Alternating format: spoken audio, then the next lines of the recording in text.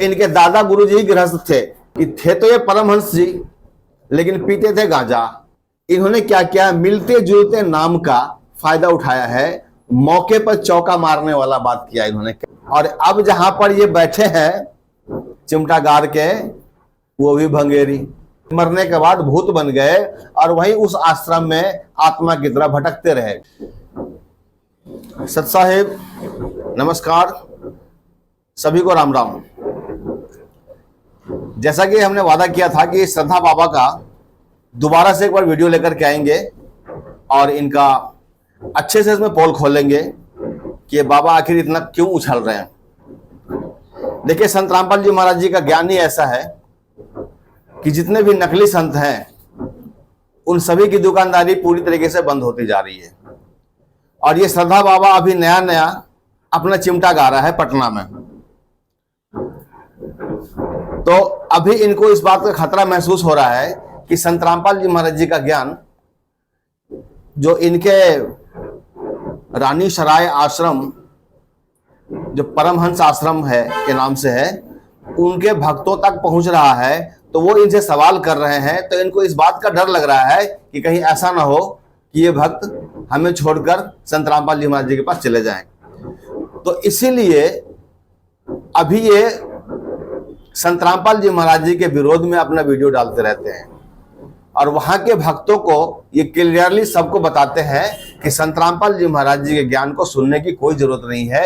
ना तो आप उनके भक्तों से तर्क कीजिए, ना वितर्क कीजिए, कुछ भी मत कीजिए, आप अपनी भक्ति में मस्त रहिए।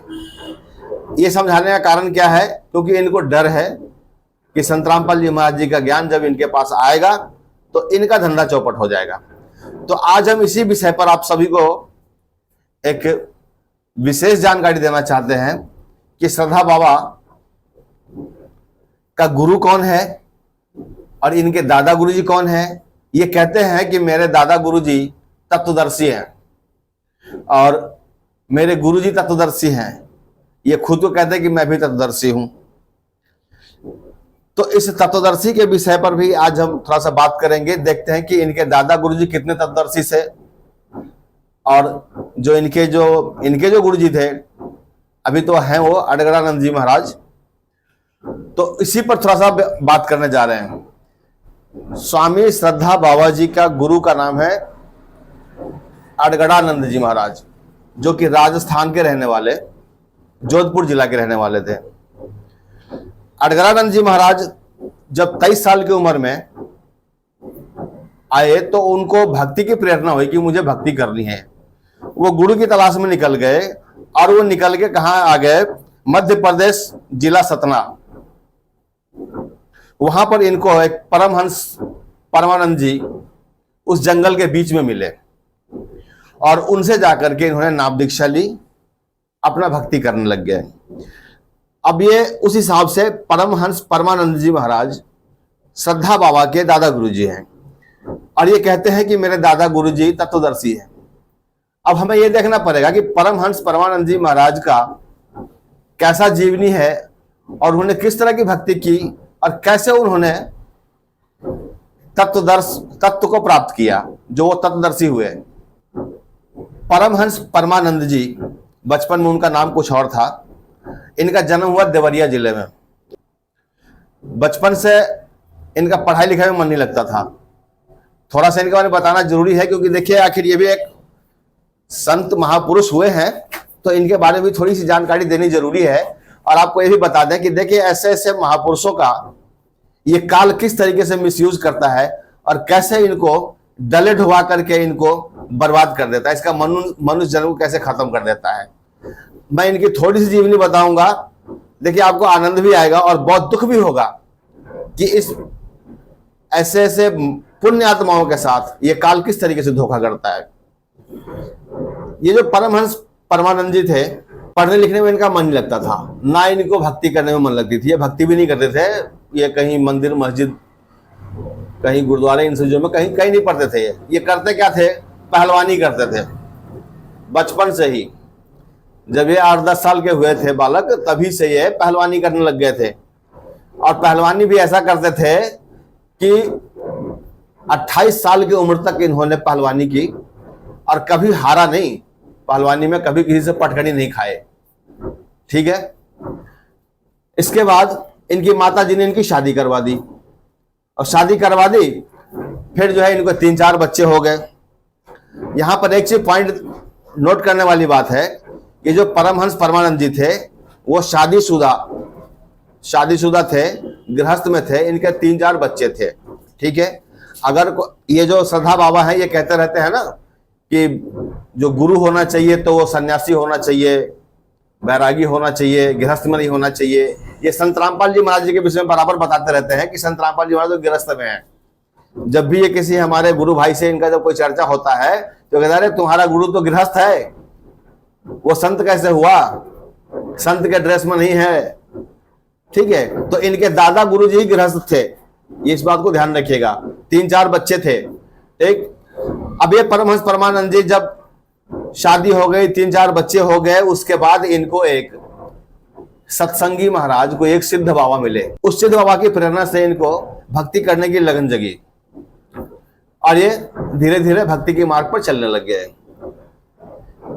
इनके गांव में एक सुंदर स्त्री रहती थी जिसको छेड़ने के लिए वहां के कुछ रईस जादे जो बिगड़े हुए बाप के औलाद थे वो 4-5 अपना टोली बनाकर जाते उसके गांव और उसके घर के आगे से उसको टोंट मारते हुए जाते थे, कमेंट करते हुए जाते थे। वो बेचारी डर के मारे घर में छुप जाती थी, किसी को कुछ कहती नहीं थी।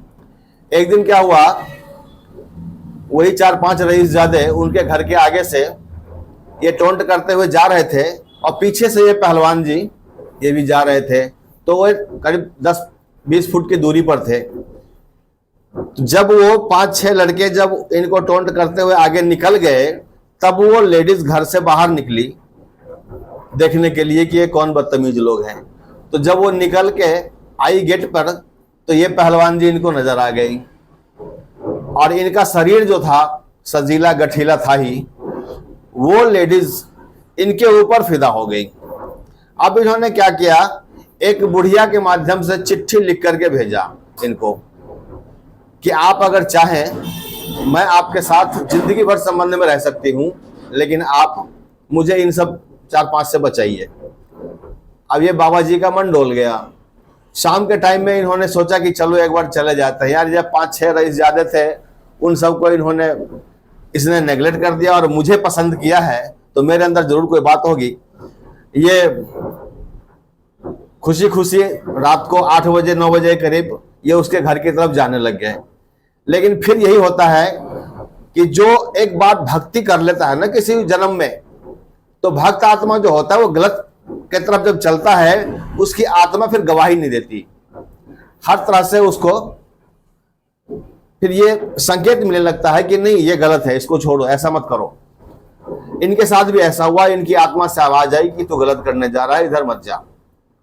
और ये क्या किए, वहां से वापस हो लिए, वापस होकर के और एक झाड़ी में जाके बैठ गए। थोड़ी देर झाड़ी में बैठे, फिर उधर से वापस आकर के फिर आते रहे तो वहां पर एक पुराना सा शिव मंदिर था। उस शिव मंदिर के आगे से जब ये गुजर रहे थे तो इनको एक अपनी अंतरात्मा की आवाज सुनाई दी और बहुत जोर की सुनाई दी कि तू इधर कहां जा रहा है, तेरा गुरु इसके अंदर मिलेगा, इस मंदिर में तुम्हारा गुरु बैठा है, जाके उनसे मिल। अब ये जाकर के बेचारे, अंधेरी रात थी, मंदिर के चारों तरफ घूम लिया और मंदिर में कुछ था नहीं, बिल्कुल अंधेरा था। तो ये घूम फिर करके फिर वापस हो गए और फिर सोचने लगे यार कौन ऐसा आवाज मारता है हमारे को।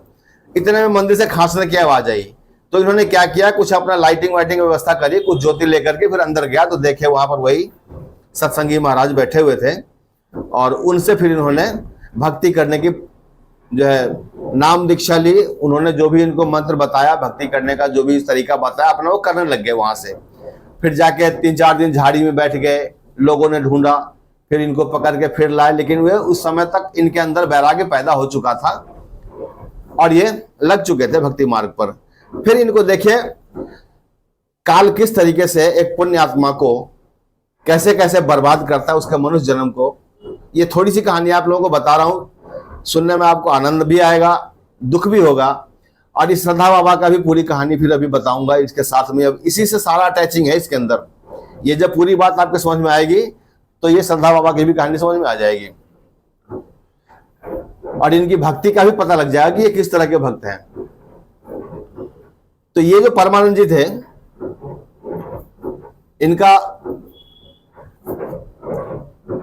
जब ये भक्ति करने लग गए अपने गुरु के बताए हुए अनुसार, तो इनको फिर प्रेरणा हुई कि तुम इस जगह को छोड़ दे और प्रयागराज जा। ये चले गए फिर प्रयागराज, और जब प्रयागराज जाने लगे तो इनके साथ 5-6 इनके और भी तब तक इनके चाहने वाले हो गए थे, बन गए थे, क्योंकि ये भक्ति मार्ग को तो उतर ही चुके थे। 5-6 लोग इनके साथ और हो लिए, तो प्रयागराज पहुंच गए। प्रयागराज जाने के बाद इनको फिर रात में फिर से प्रेरणा हुई कि अब आप यहां से इन 5-6 को तो छोड़ो और तुम अकेले निकल लो यहां से। जब ये 5-10 किलोमीटर फिर अकेले उनको छोड़ करके निकल लिए गंगा किनारे से,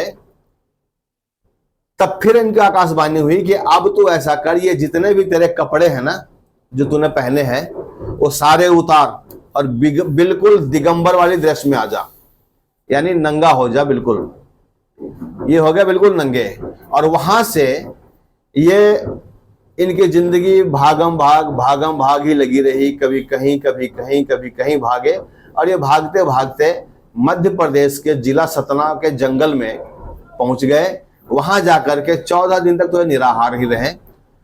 14 दिन निराहार रहे। 15वें दिन से फिर इनके पास जो है गुड़ और चना काल प्रेरणा से कोई या तो दे के जाए या फिर स्वयं काल रख के जाए, काल भगवान, और उसको ये खाने लग गया और वहां पर भक्ति करने लग गया।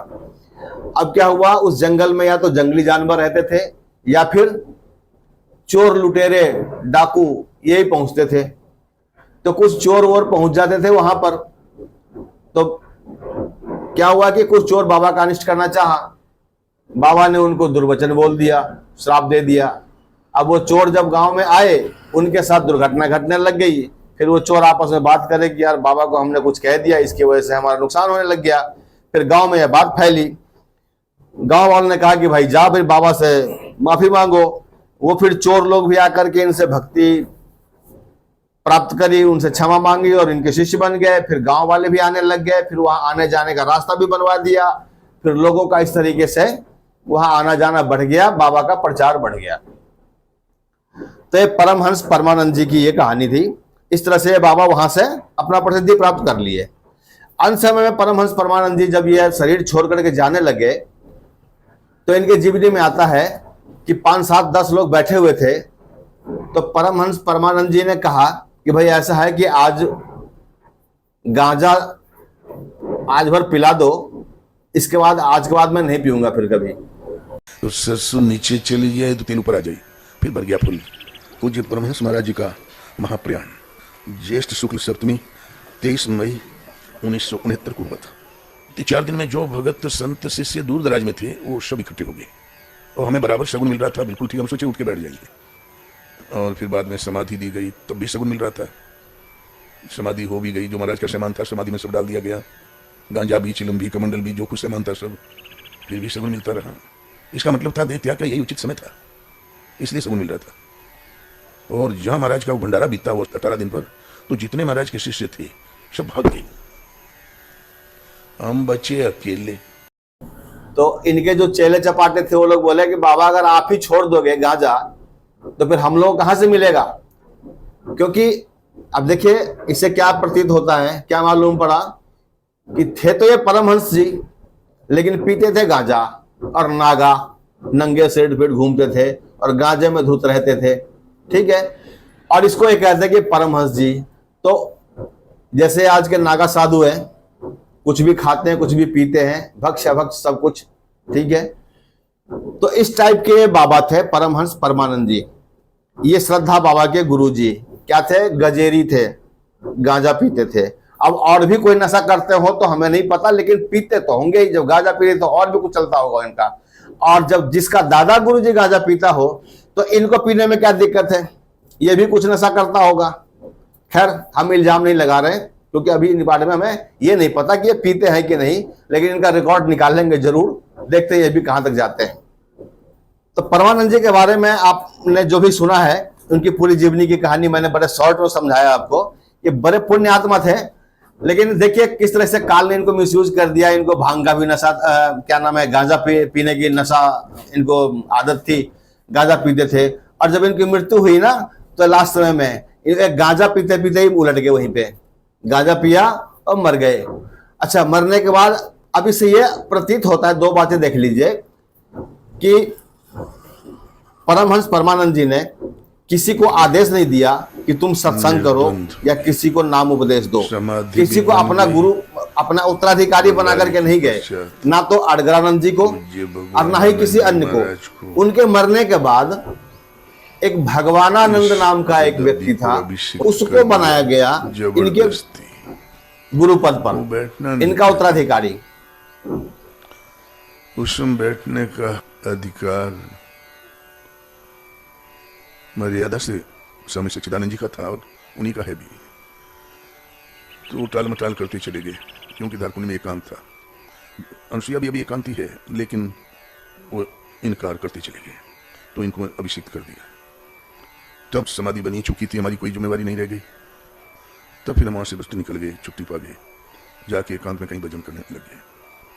और अनुसुईया महाराज ने विधिवत चलाना शुरू किया। गुरु महाराज एक वार्ता बराबर बताया करें कि अयोध्या में एक अमावा का मंदिर, बड़ा बढ़िया मंदिर मैं देखे हूँ। अमावा स्टेट राजा का मंदिर बड़ा सुंदर बना हो, चिकना।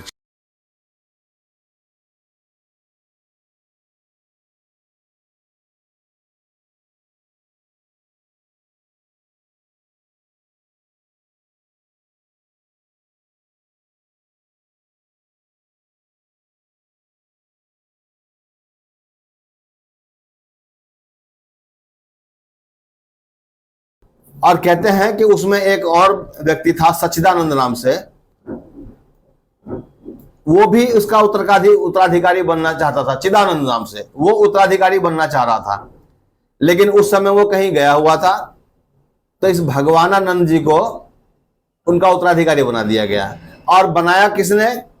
परमहंस परमानंद जी ने नहीं बनाया, उनको वहीं के जो आश्रम के लोग बाग जो रहने वाले थे, उन्होंने ही उनको मिलजुल करके अपना बना दिया कि भाई अब आप इस गद्दी को संभालो। तो ये स्पष्ट होता है कि ये उसके बाद जो ये पंथ चला है परमहंस परमानंद जी के, पहले तो उनका अपना गुरु जो था, चलो जो भी रहा हो, सत्संगी महाराज, उनका गुरु कौन था नहीं था कोई पता नहीं। तो ये निगुरा पंथ ये अब हो गया परमहंस परमानंद जी का। इसमें कोई किसी को अधिकार नहीं है नाम देने का, न दीक्षा देने का, न सत्संग करने का। ये सब अपने अपने मनमुखी, अडगरानंद जी भी अपने मनमुखी गुरु बन बैठे, और अडगरानंद जी का जो चेला है श्रद्धा बाबा, अब ये भी अपना मनमुखी गुरु बनने की कोशिश में। और पटना बख्तियारपुर के जो है रानी सराय गांव में,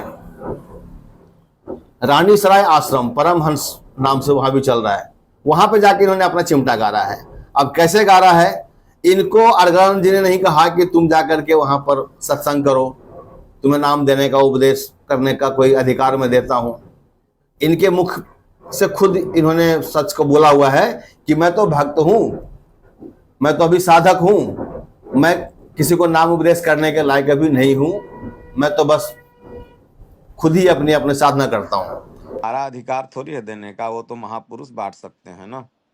हम लोग तो अभी साधक हैं, जो पूर्ण हो गया है। समुद्र को अधिकार है पानी देने का, नदियों को नहीं है। समुद्र पानी देगा तो 1 इंच ही कमेगा नहीं। तो जब ये खुद साधना कर रहा है, लेकिन ये कर क्या रहा है? अपना पैर धुलवाता है, पैर पुजवाता है, और गुरु पद पर बैठा हुआ है, लोगों को नाम उपदेश देता है, ठीक है, सत्संग सुनाता है। तो ये इनके पास अधिकार तो है नहीं इनके गुरु के द्वारा। ये मनमुखी इन्होंने अपना चिमटा गाड़ दिया है वहां पर। अब कैसे गाड़ा है ये भी बता रहा हूं। रानी सराय आश्रम जो वहां पर बना हुआ है, उसका लिंक इस परमहंस परमानंद जी से कहीं दूर दूर तक नहीं है, या अडगरानंद जी से कहीं कोई दूर दूर तक भी लिंक नहीं है। इन्होंने क्या किया? मिलते जुलते नाम का फायदा उठाया है, मौके पर चौका मारने वाला बात किया इन्होंने। कैसे किया है देखिए। पटना में एक बख्तियारपुर जगह है, रानी सराय गांव है, उस गांव में एक पंडित दीनानाथ जी हुए हैं। दीनानाथ जी पांडे मतलब ब्राह्मण जाति में थे। तो 6 भाई बहन में ये तीसरे नंबर पर थे। और इनको भी भक्ति करने की प्रेरणा जो है इनके चाचा से हुई, क्योंकि इनके चाचा थोड़ा सत्संगी टाइप के थे और भगवान की चर्चा करते रहते थे। तो इनके मन में प्रेरणा जगी कि मैं भी भक्ति करूं।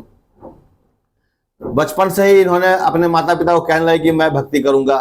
इनके माता पिता चिंतित हुए कि ये साधु संत बन के कहीं भाग न जाए।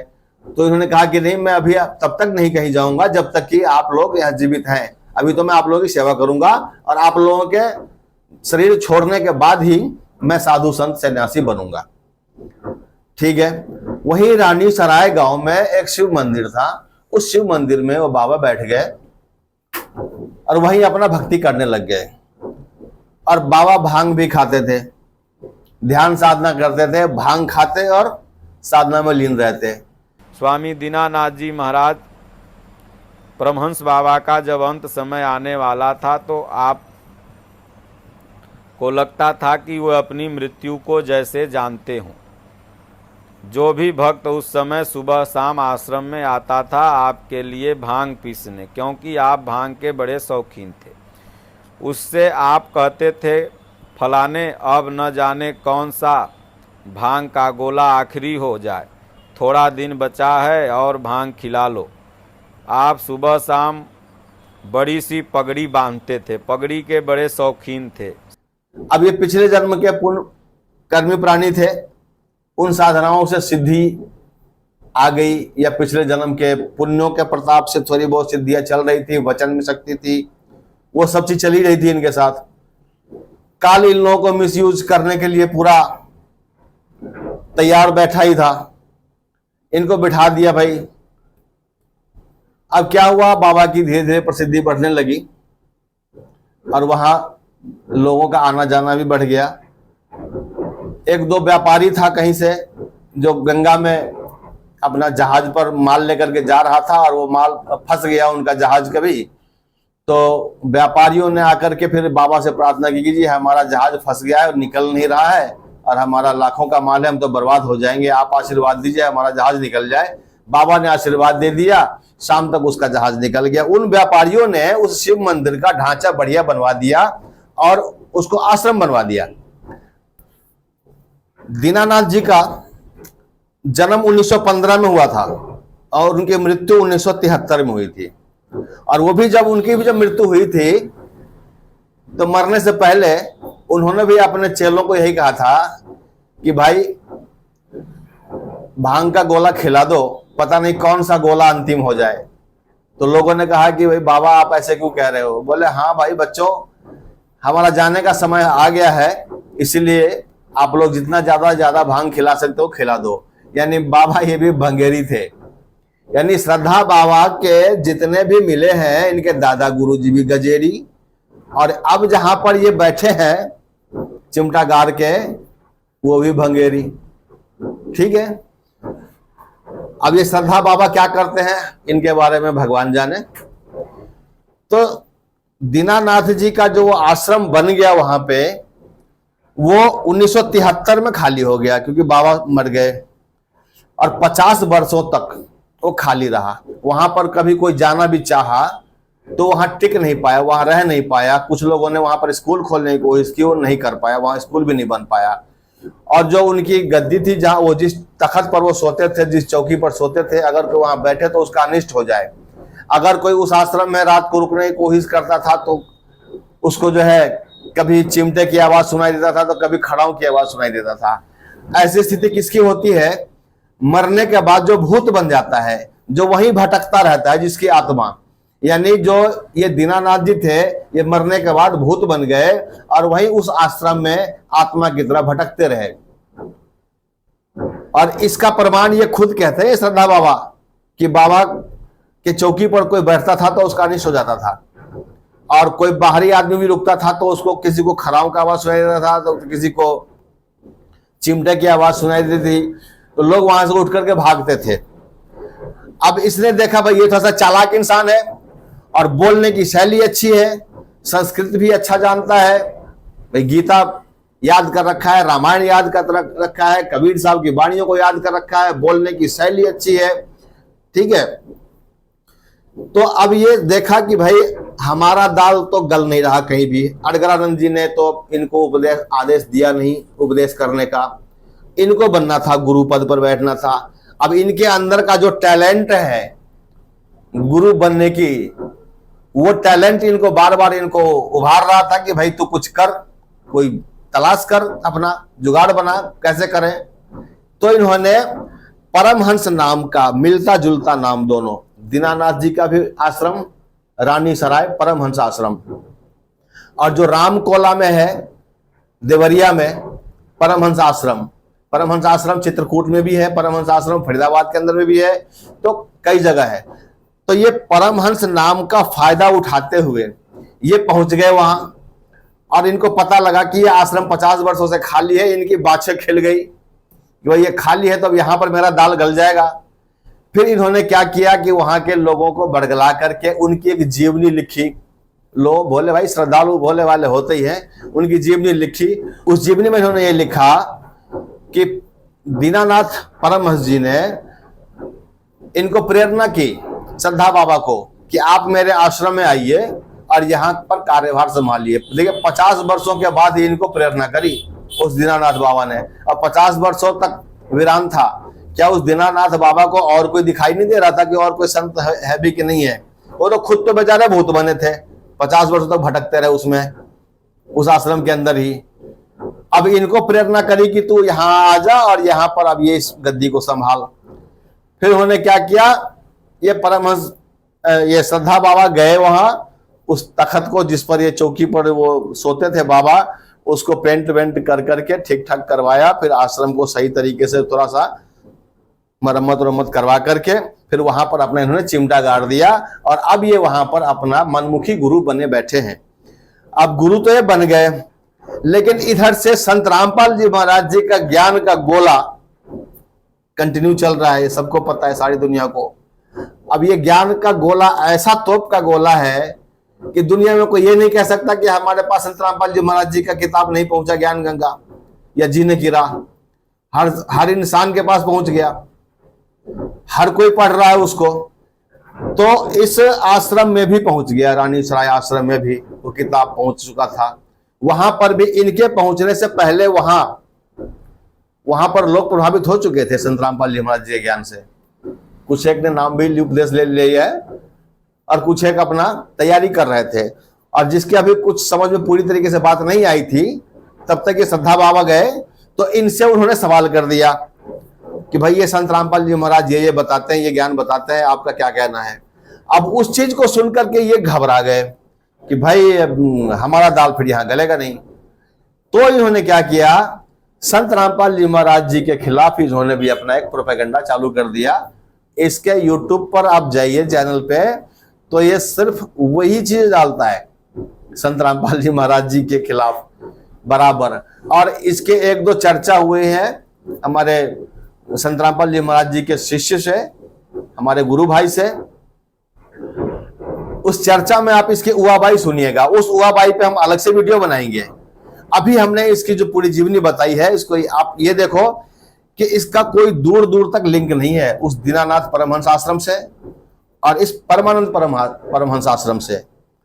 इसने क्या किया, अपने फायदे के लिए, सिर्फ अपने आप को गुरु घोषित करने के लिए, स्वयंभू गुरु बनाने के लिए उस नाम का फायदा उठाया और उस रानी सराय आश्रम परमहंस आश्रम का जाकर के स्वयं गुरु बन गया। ठीक है, तो भक्त समाज को चाहिए, श्रद्धालुओं को चाहिए कि इस गुरु परंपरा और शिष्य परंपरा के मर्यादा को समझें।